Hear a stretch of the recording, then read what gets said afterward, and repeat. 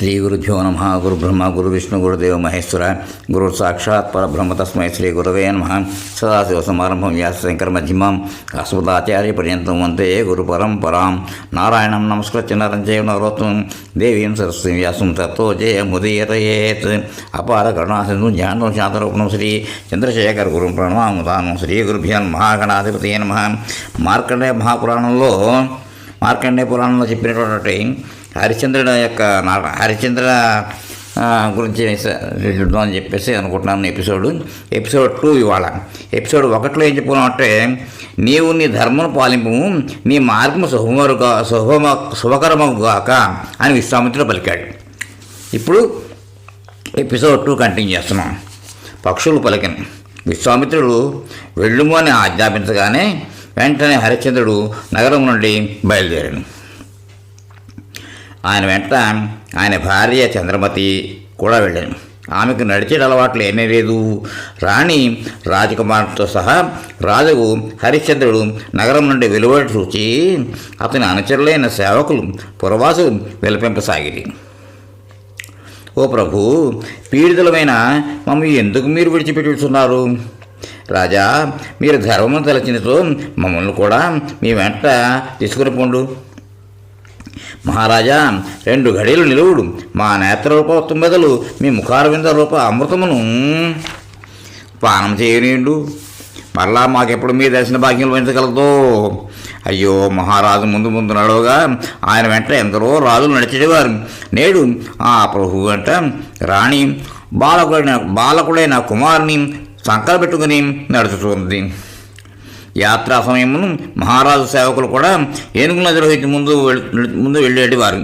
అట్టి మహారాజు హరిశ్చంద్రుడే కాలినడకన వెళుతున్నాడు.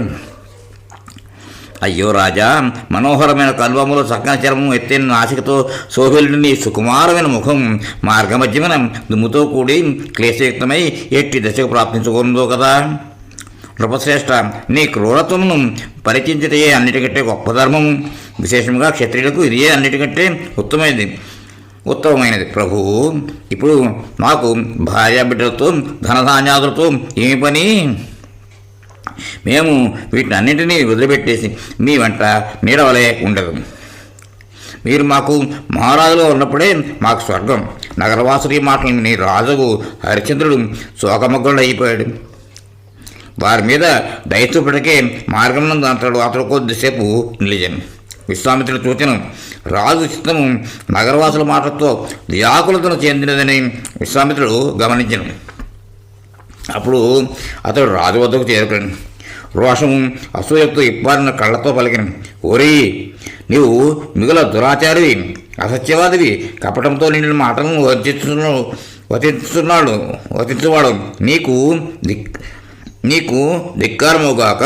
నాకు రాజ్యం నొసగి మరలా తీసుకొని కోరుతున్నావు. విశ్వామిత్రుని కఠోర వచనములను విని రాజు వణికిపోయాను. వెళుతున్నాను అనేపరికి తన భార్య చేపట్టుకుని లాయకొనుచు తొందరగా బయలుదేరాను.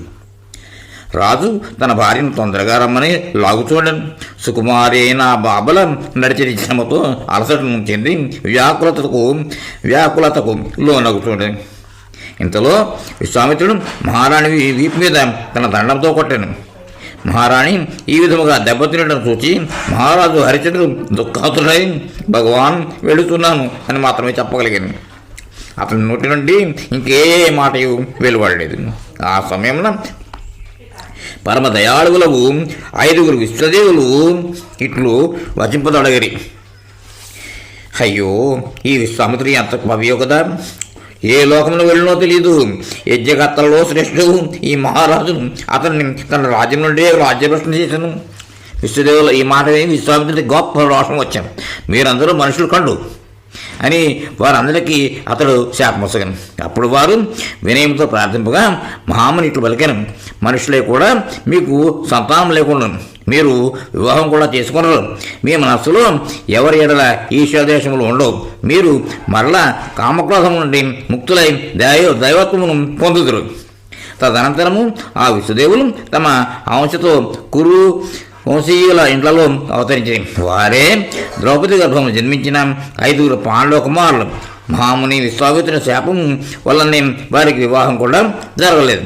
జైమిని ఈ విధముగా పాండవ కుమారుల కథలకు సంబంధించిన విషయము నేను మీకు ఇంకా మీరేమి వినదలుచుకున్నారు? జైమిని పలికి, మీరు క్రమముగా నా ప్రశ్నలకు సమాధానముగా ఈ విషయములన్నిటినీ తెలిపిరి. ఇప్పుడు నాకు హరిశ్చంద్రుని మిగిలిన కథను వినుటకు కుతూహలంగా ఉన్నది. ఆ మహాత్ముడు మహాకష్టమే అనుభవించిన శ్రేష్టమైన పక్షులారా, ఆయన దుఃఖమునకు అనుకూలముగానే ఏదైనా సుఖము ఎప్పుడైనా ప్రాప్తించినా? పక్షులు పలికిన. విశ్వామిత్రుని మాటలు విని రాజు దుఃఖితుడయ్యను. మెల్లమెల్లగా ముందుకు సాగాను. ఆయన వెంట చిన్నవాడైన కుమారుని ఒడిలో ఉంచుకుని రాణి చంద్రమతి కూడా నడుచుకోండను. ఆయన తన భార్యాపుత్రులతో కాశీనగరంలోకి చేరుకొనను. ఈ కాశీ మానవులకు భోగ్యభూమి కాదు. దీని మీద కేవలము శూలపాణి భగవంతుడు శంకరునకు అధికారం ఉన్నది. అందువల్ల ఇది నా రాజ్యములకు వెలుపల ఉన్నది. ఇట్లు నిర్ణయించి రాజు దుఃఖితుడయ్యను. అతడు తనకు అనుకూలవతి అయిన భార్యతో కాలినడకనే కాశీ యందు ప్రవేశించాను. నగరమందు ప్రవేశించగానే అతనికి మహర్షి విశ్వామిత్రుడు ఎదుట నిలబడి కనిపించాను. అతని ఉనికిని చూచి హరిశ్చంద్ర చేతులు జోడించి వినయంతో నిలబడి ఇట్లు పలికిన, మునీంద్ర, ఇవి నా ప్రాణములు, ఇతడు నా పుత్రుడు, ఈమె నా భార్య. మేము మీ ఎదుటనే ఉన్నాము. మీరు మాలో కావలసిన వారిని శ్రేష్టమైన అర్ఘ్యరూపంలో స్వీకరింపుడు. అట్లు కానిచో మీకు ఏదైనా సేవ చేయగలిగినచో దాని కొరకును మమ్మల్ని ఆజ్ఞాపించుడు. విశ్వామిత్రుడు, రాజర్షి, నేటికి 1 మాసం పూర్తి అయినది. మీకు మీ మాట జ్ఞాపకం ఉన్నచో రాజసూయ యజ్ఞముకు కొరకు నాకు ఇచ్చుతున్న దక్షిణ ఇవ్వు. హరిశ్చంద్రుడు నుడివెను, తపోధన, ఇప్పుడే ఈరోజే నెల పూర్తి అవుతున్నది. అందును సగము దినము మిగిలి ఉన్నది. పూర్తి వరకు నిరీక్షిప్పుడు ఇంకా ఎక్కువ ఆలస్యం జరగదు. విశ్వామిత్రుడు పలికెను, మహారాజా, అట్లనే కానిము, నేను మరలా వచ్చేదను. నేడు నీవు దక్షిణ ఇవ్వకపోయినచో నేను నీకు శాపమొసగదను. ఇట్లు పలికి విశ్వామిత్రుడు వెళ్ళిపోయాను. ఇంతకు ముందు ఇచ్చదనని అంగీకరించిన దక్షిణను నేను ఎట్లు ఇవ్వగలను అని మహారాజు చింతలో మునిగిపోయాను. నేను ప్రాణములను వదిలిపెట్టదనా? ఈ దిక్కులేని స్థితిలో ఎక్కడికి పోదును? ప్రతిజ్ఞ చేసి దక్షిణ ఇవ్వకుండా మరణించినతో బ్రాహ్మణుని ధనము అపహరించిన కారణముగా పాపాత్ముడనని తలంపబడుదును. నీ జాతి నిజమైన కీటకయోని యందు నేను జన్మింపవలసి వచ్చును. లేకపోయినచో ఈ దక్షిణను సమర్పించటకు నన్ను నేను అమ్ముకుని ఎవరోజునైనా దాసత్వము స్వీకరించదు. నేను అమ్ముకున్నటే సరి అయిన మార్గము. రాజు హరిశ్చంద్రుడు మిగుల వ్యాకులతను చెంది దీనుడై అవనత ముఖముతో చింతించుతూ ఉండెను. అవనత ముఖం అంటే కింద మొహం పెట్టుకుని పాపం ఎదుగుతున్నాడు, పాపం ఆలోచిస్తూ ఉన్నాడు. అప్పుడు అతని భార్య కళ్ళలో నీరు నింపుకుని గద్గద వాణితో పలికిన, మహారాజా, చింతింపకుడు, మీ సత్యమును రక్షించగలడు. సత్యం నుండి విచరితుడి మానవుడు శ్మశానం వలె పరిచయపబడును. అది వద్దు, సత్యం మాత్రం అలా ఉండండి, సత్యం మీద ఉండాలన్నమాట అంటుందన్నమాట, నిలబెట్టుకోమంటుంది. నరశ్రేష్ఠ, తన సత్యమును రక్షించుకుంటే శ్రేష్టమైన ధర్మం పురుషులకు ఇంకేదీ లేదని చెప్పబడింది. మాట నిరర్ధకమైనతో వాని అగ్నిహోత్రము, స్వాధ్యాయము, దానము మొదలగు సకల కర్మలు వ్యర్థములగును. సంసార సాగరము నుండి తరించుట బుద్ధిమంతులైన పురుషులకు సర్వోత్తమ సాధనము సత్యమనియే ధర్మశాస్త్రమునందు చెప్పబడింది.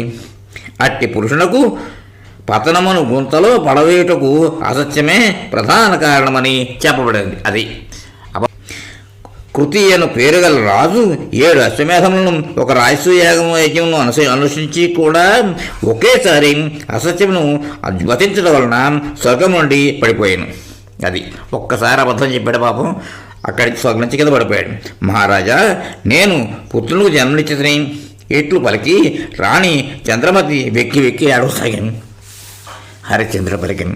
కళ్యాణి, సంతానమును పొందవద్దు.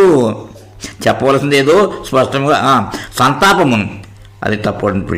సంతాపమును పొందవద్దు, చెప్పవలసింది ఏదో స్పష్టముగా పలుకుము. రాణి పలికిన. మహారాజా, నాకు ఒక పుత్రుడు జన్మించను. శ్రేష్ఠుడైన పురుషులకు స్త్రీని వివాహము చేసుకున్నట్టు వల్ల కలుగు ఫలము పుత్రుడే అని మీరు చెప్పుదురు. మీకు ఆ ఫలము లభించినది కనుక నన్నే అమ్మి బ్రాహ్మణులకు దక్షిణ తీర్చుకోడు, దక్షిణ ఇచ్చేసేయండి అని చెప్తుంది. నన్ను నమ్మేసి మహారాణి యొక్క వచనముల నుండి రాజు హరిశ్చంద్రుడు మూర్ఛితుడైపోయాడు. పాపం పడిపోయాడు ఆ మాటతోటి. తదుపరి చైతన్యవంతుడై మిక్కిలి దుఃఖంతో విలపింపసాగాను. ఏడుస్తున్నాడు పాపం. కళ్యాణి, నీవు నాతో ఇట్లు పలుకుట మిక్కిలి దుఃఖకరమైన విషయం. ఇట్లవరకు నరశ్రేష్ఠుడకు హరిశ్చంద్రుడు భూమి మీద మూర్ఛితులై పడి ఉండుటను చూచి రాణి మిగులకు దుఃఖితే కరుణాహృదయముతో పలికెన్. ఓ మహారాజా, ఎవరి అనిష్ట ఫలమో నీకు లభించినది. మీరు రంకోల పేరు గల మృగము యొక్క వెంట్రుకలతో తయారు చేసిన కోమలమై మెరయుతున్న వస్త్రం మీద శయనించటకు యోగ్యులు. కానీ ఇప్పుడు భూమి మీద పడి ఉన్నారు. కోట్ల కొలది గోవులను బ్రాహ్మణులకు దానమిచ్చిన నా ఈ ప్రాణనాథుడు ఇప్పుడు భూమి మీద నిద్రించుతూ ఉన్నాడు. అయ్యో, ఎంత కష్టం వచ్చి పడినది. ఓ దుర్దైవమా, ఈ మహారాజు నీకేమి చేశాను? కీడు చేశాను, చెడు చేశాను. ఇతడు ఇంద్రునితో భగవంతుని విష్ణుతో సరితూగలడు. అట్టివాడిని ఇతట మూర్ఛితుడై పడి ఉన్నాడు. ఈ విధంగా పలికి సుందరి అయిన చంద్రముఖి భర్త దుఃఖముతో సహింపురాని భారము చేత పీడితయ్యను. స్వయంగా ఆమె కూడా కిందపడి మూర్ఛితురాలయ్యను. ఇక్కడితో ఎపిసోడ్కి విరామిద్దాం, తర్వాత కంటిన్యూ చేద్దాం. స్వస్తి.